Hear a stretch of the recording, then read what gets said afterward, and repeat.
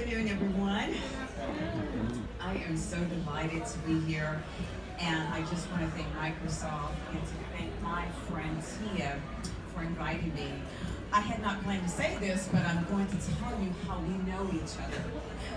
I was watching television one night, and I saw Miss Tia doing some interviewing, and she did such a wonderful job. I reached out to her. I'd written a couple books in, and she was gracious enough to invite me to come. And we have been connected ever since. And so I just want to say thank you for the networking, for the friendship that we've had. And so today, I'm going to do things a little bit different. I know we normally don't use a lot of notes, but I'm going to today. So February, the month in which we choose to celebrate the legacies and triumphs of many African Americans. We honor our forefathers and mothers' courage, tenacity, determination, faith, and their hard work. So today, I want to take the time to introduce you to another African American that never made the history books, never starred in a movie, never wrote a song, and yet she would make history in my life. May I tell you her story? Thank you. Imagine being married at 14, and then you are the mother of 17 children. Then you're widowed at age 48. And if that is not enough, you're then given sole responsibility for 4 of your little grandchildren, all under the age of 6. That was my grandmother's story, Miss Lubertha Strickland Monk. And I was one of those little grandchildren that went to live with her. Despite going blind from sugar diabetes and having only a 4th grade education, my grandmother modeled success and leadership for me. Which is why I want to just take a couple minutes to talk about a topic that I just love, and that is reframing success. Looking at success from a different perspective. My grandmother, a woman of faith, she believed in hard work, honesty, integrity, character, and most importantly, respect.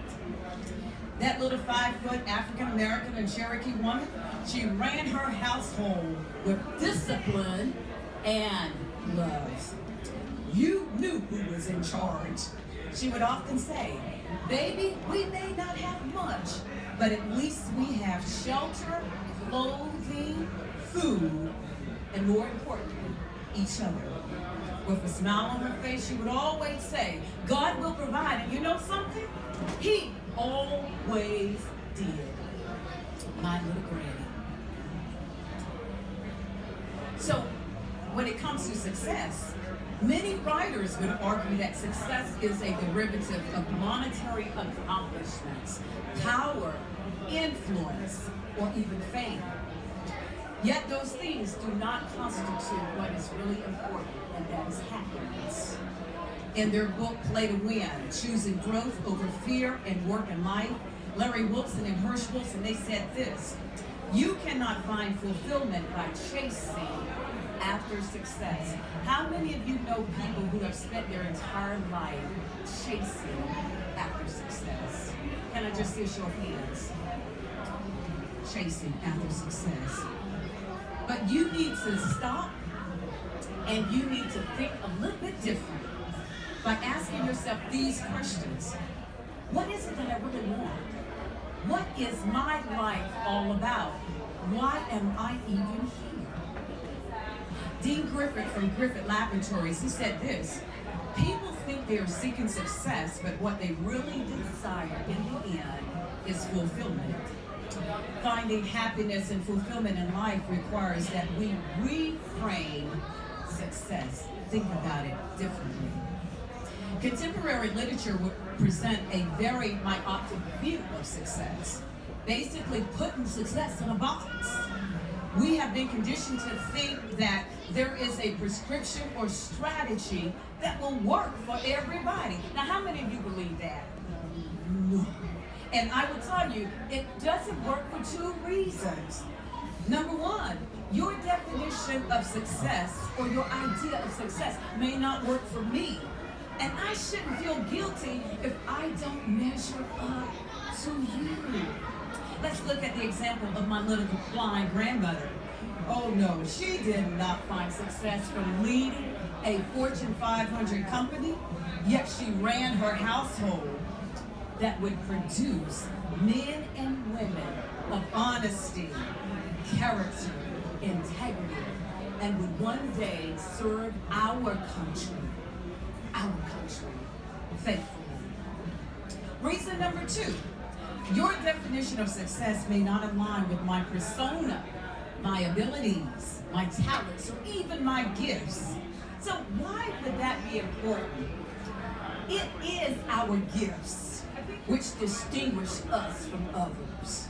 It is those gifts that sets us apart.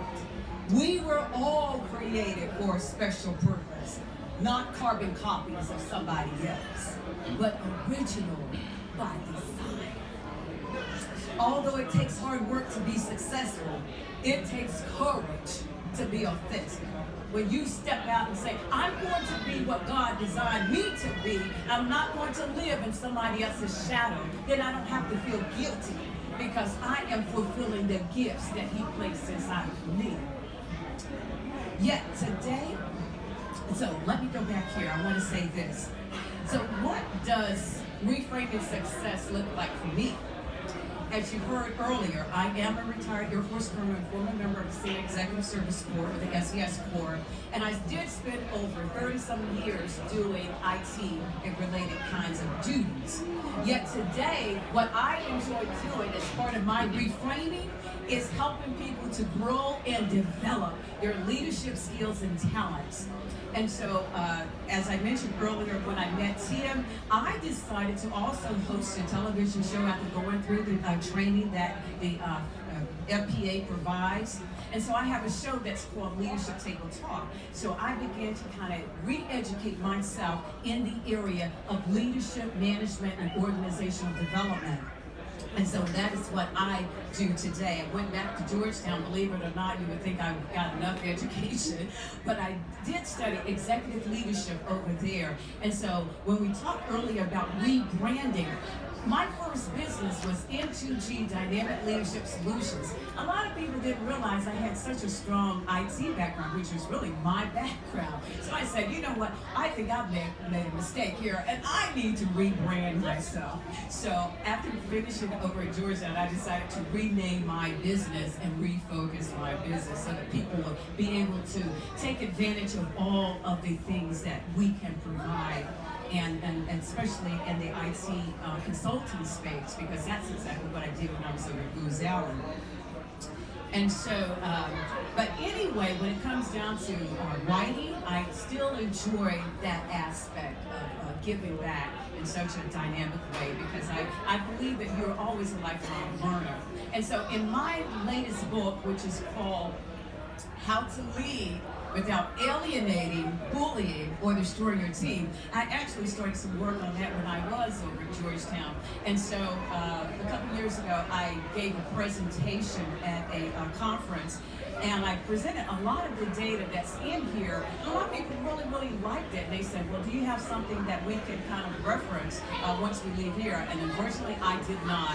And so I said, well, let me go ahead and just finalize this in the form of a book, and that's what I've done. Because I do believe, number one, that if you're going to be a leader, you cannot go around alienating, bullying, and destroying your team, because how are you going to build a team when you're doing those kinds of things? And so, but I do have some business cards over here. Another thing that I did that I brought with me is that I did use my IT skills to do something else besides just what I did in the military. And so I actually developed a game that I did myself. No, I did this myself. And it's called the Leadership Build Zone. But that game is designed also to teach the basic principles when it comes down to leadership. And then I did have a federal agency to actually use that in one of their team building exercises. Then when I was out in California, I had not John Maxwell, I am a John Maxwell certified trainer, but I had Jack Canfield from the Chicken Soup of the Soul series. He actually used it with his folk out there, and got a chance to be interviewed by him. And I just thank God for those skills and talents, because a lot of that I picked up in the military, and I just wanted to continue to do something else with that management and leadership development training that we receive, because I know all of us in here, especially the veterans that are in the house, can I hear a hoo-hoo or something? You know, yeah, I had to do something. You know, we got Air Force, we got Navy, we got Army in the house, and so everybody's represented here. Do we have any Marines or Coast Guard? Marines in the house. We got any Coast Guard in the house? But anyway, guys, I do appreciate your time, and once again, thank you guys for inviting me, and have a great day.